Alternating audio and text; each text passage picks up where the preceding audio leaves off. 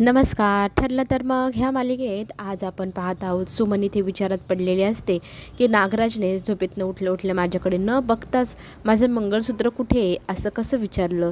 याचा अर्थ ती माणसं त्यांनीच तर पाठवली नव्हती माझ्या मागे माझ्या गळ्यातलं मंगळसूत्र चोरायला आणि मला घाबरवायला.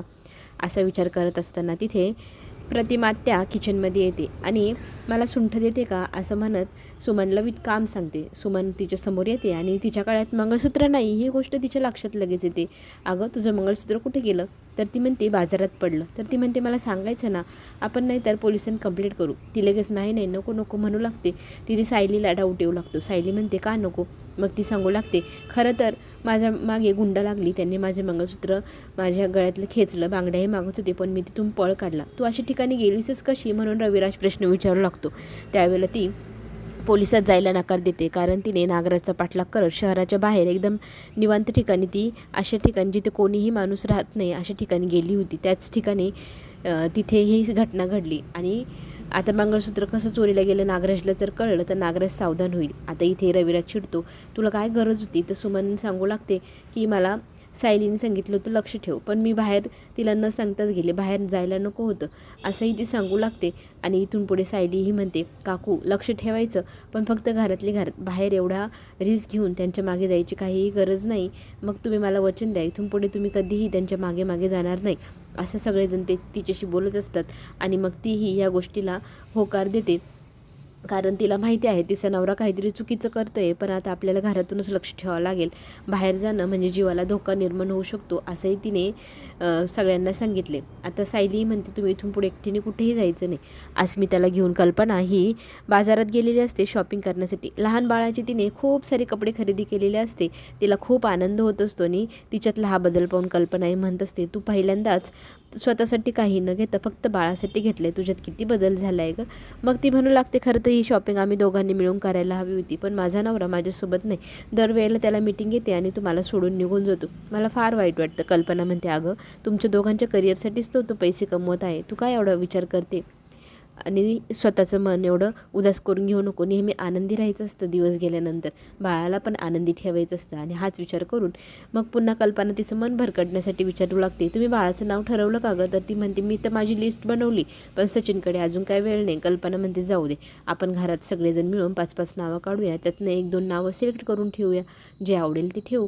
इथे सचिनचं लक्ष नसतं. सचिन हा त्याच्या मैत्रिणीला म्हणजे साक्षीला भेटायला आलेला असतो आणि इकडे नागराजने मात्र महिपतला चांगलीच डिवचलेलं असतं. तुला कित्येक दिवस झाले, महिना होत आला, तू आंघोळ केलेली नाही, तू कधी एवढा संकटात सापडलाही नव्हता, पहिल्यांदाच असं घडलं आहे ना. एक तर जेलमधल्या कैद्याला थोडंसं आंघोळ करायला जेवण करायला तरी वेळ देतात, तुला तर तेवढाही वेळ नाही रे. महिपत म्हणतो घे तू काय करायचं करून घे, पण ज्या वेळेला मी इथून सुटेल त्यावेळेला मी तुझी अशी हालत करेल ना. नागराज म्हणतो तू इथनं सुटणारच कसा? मी ना तुझीच माणसं तुझ्या मागे लावलेली आहे. मी त्या माणसांना सांगितलं आहे, नागराज सेठने सांगितलं इथे लक्ष ठेवायचं, इथून कोणी बाहेर पडताना दिसलं का डायरेक्ट गोळ्या झाडायच्या. तू इथून बाहेर गेलास की लगेच तुझ्या गोळी झाडली जाईल आणि तुझ्याजवळ ज्या वेळेला ते माणसं येऊन पाहतील तेव्हा त्यांना कळेल अरे आपण तर महिपत शेटलाच मारून टाकले. कसं वाटलं तुला माझं प्लॅन? तुझ्यासोबत राहून राहूनच मी शिकलो आहे. अशी आता इथे दोघांमध्ये चर्चा असते.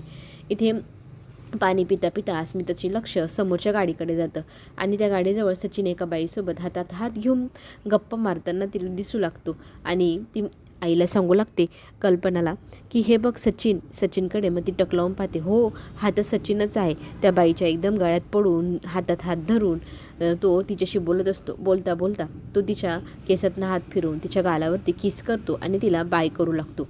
हे सगळं दृश्य पाहिल्यानंतर कल्पनाला तर कुणाला सांगावा काय करावा, अगदी जमीन फाटावी आणि आपण त्याच्यात जावं असं वाटू लागतं. इथे सचिन त्याच्या मैत्रिणीला सी ऑफ करत असतानाच अस्मिता खूप जोरजोरात रडू लागते, तिला गरगरल्यासारखं होऊ लागतं. लगेचच कल्पना तिला थांबवून म्हणत असते की तू इथे गाडीत बसतेस का, जास्त विचार करू नको, बस बस. ती त्याच्याकडे पाहत असते आणि तू असं कसं केलं म्हणून जाब विचारते. सचिन आता घाबरतो, तिच्याशी बोलण्यासाठी तो तिच्याकडे धावत पळू लागतो. तर कल्पना ही सचिनकडे रागारागाने मोठी मोठी डोळे करत पाहत विश्वासघात कसा कोणी व्यक्ती करू शकतो हे तर सचिनकडनं शिकावा असं म्हणू लागते आणि गाडीमध्ये मग तिच्यासोबत बसून ती गाडी ड्रायव्हरला म्हणते की चल काढ. सचिन त्यांच्या गाडीच्या मागे धावू लागतो. माझं ऐकून तर घ्या, मी काय सांगतोय ऐकून तर घ्या. पण त्या दोघी काहीही न ऐकता काहीही न जुमानता तिथून निघून गेलेले असतात. सचिनला प्रश्न पडला आता यांची मनधरणी करावी तर करावी कशी. इथे अस्मिताला कसं सांभाळावं हे कल्पनाला सुचेना. कल्पनाला मग इथे फोन करून अर्जुनला सांगू लागते की अस्मिताला धाप लागली आहे, तिची तब्येत बिघडली आहे, आम्ही दोघी मार्केटमध्ये आलो होतो पण आता घरी चाललो आहे, तर सायलीला घेऊन तूही लवकरात लवकर घरी ये. इथे अर्जुन विचारत असतो नक्की झाले तरी काय मम्मा तुम्हाला सांग.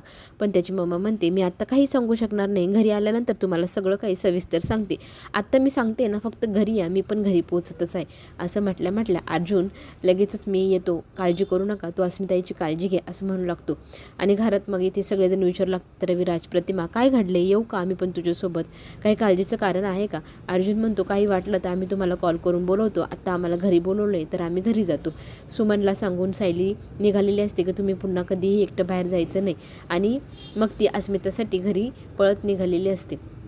इकडे मात्र अस्मिताला धाप लागते, श्वास घ्यायला गुदमरतोय, मोठमोठ्याल्याने ती जोरजोरात रडू लागते आणि तिच्या मागे मागे सचिनही पोचलेला असतो. सचिन तिला म्हणू लागतो बेब्स मी ऐक ना काय सांगतो, मी माझं बोलणं ऐकून घे, मी तुला फसवलेलं नाही, ती माझी क्लायंट होती. पण इथे अस्मिता त्याला हात करते आणि इथेच जे काय बोलतो तू इथेच थांबव, माझा जीव खरं तर इतका संतापलेला आहे, मला आत्ताच्या आत्ता जीव सोडावा की काय असं वाटू लागलं आहे. अस्मिता बोलत असताना कल्पना शांत राहा तिला म्हणते आणि स्वतःच इतकी फाडफाड बोलू लागते. तिथे प्रताप येतो, काय झालं एवढं जोरजोरात का बोलतेस तू असं प्रश्न विचारतो. तर ती म्हणते विचारा तुमच्या जावयाला. जावया मान खाली घालून उभा असतो. अस्मिता घडलेली सगळी हकीकत तिच्या बाबाला सांगते. हे ऐकल्यानंतर त्याला ते इतका मोठा शॉक बसतो. सचिन तू असं कसं करू शकतोस, आम्ही तर आमच्या मुलीचा तुझ्या हातात किती विश्वासाने दिला होता आणि तू एवढा मोठा विश्वासघात केलास. कल्पना तर म्हणते तू तर व्याभिचारी निघालास रे, मला तर सांगवतही नाही तू तिथे नक्की काय काय करत होता, भर रस्त्यात त्या मुलीसोबत, मला सांगताना किळस येते रे असं म्हणत ती तोंड फिरवते. तितक्यात अर्जुन आणि सायलीही घरात येते. सगळ्यांचे चेहरे उतरलेले नर्वस दिसतात. मग सायली विचारू लागते अस्मिताला ताई तुम्हाला काय झालं, एवढी धाप लागली, काय घडलं.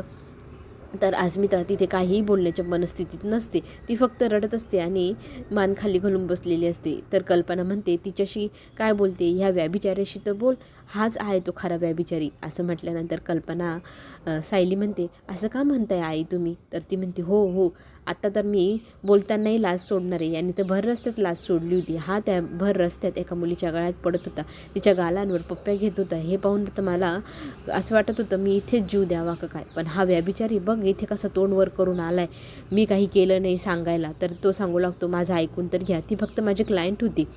इथे कल्पना त्याला एक शब्दही बोलून द्यायला तयार नाही. इथून पुढे माझ्या मुलीच्या आसपासही तू भरकटायचं नाही. अस्मिता म्हणते मी शॉपिंगला गेले तेव्हा माझी किती मोठी मोठी स्वप्न होती, पण माझ्या आता स्वप्नांचं राखरांगोळी झाली. माझ्या आणि माझ्या बाळाच्या भविष्याचं काहीच राहिलं नाही, फक्त अंधार दाटला आहे रे.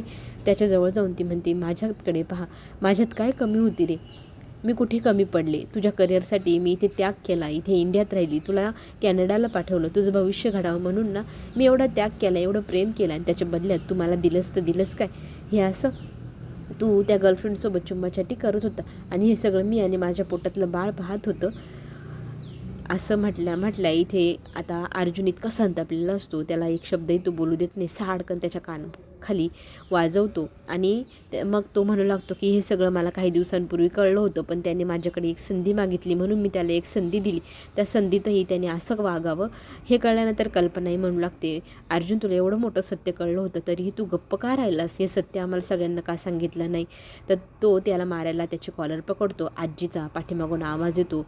आता आजीची एंट्री झालेली आहे. आजी या सगळ्यावर काय निर्णय घेते हे सगळं पाहण्यासाठी आपण उद्या पुन्हा भेटूया. चॅनलला नक्की लाईक करा, सबस्क्राईब करायला विसरू नका. पुढे येणारे नवे व्हिडिओ तुमच्यापर्यंत लवकरच पोचेल. आपण पुन्हा भेटू. धन्यवाद.